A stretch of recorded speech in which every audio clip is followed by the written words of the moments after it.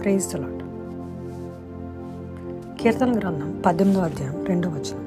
యెహోవా నా శైలము, నా కోట, నన్ను రక్షించు వాడు, నా కీడము, నా రక్షణ శృంగము, నా ఉన్నత దుర్గము, నా దేవుడు, నేను ఆశ్రయించున్న నా దుర్గము.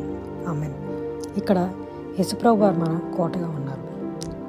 రాజుల కాలంలో కోట అనేది ఏంటి అంటే అదొక పెద్ద భవనం. ఆ భవనం చుట్టూ వాళ్ళకొక శత్రు సమూహం చొరబడకుండా ఉండడానికి పెద్ద పెద్ద గోడలు కట్టుంటారు. రాజుగారిని అటాక్ చేయాలన్నా, రాజుగారిని సంహరించాలన్నా అంత సులువైన పని అయితే కాదు.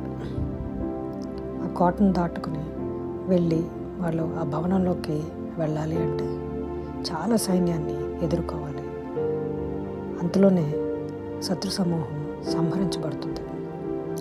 అలాగే యేసుప్రభు వారిని ఎప్పుడైతే మన కోటగా మనం చేసుకుంటామో ఏది మన దరి చేరదు. ఏ ఆపద, ఏ అపాయము మన జోలికి రాదు. ఎందుకంటే యేసుప్రభు వారు మన కోటగా ఉండి మన చుట్టూ సైనిక బృందంగా ఆయన వ్యవహరిస్తూ ఉంటారు.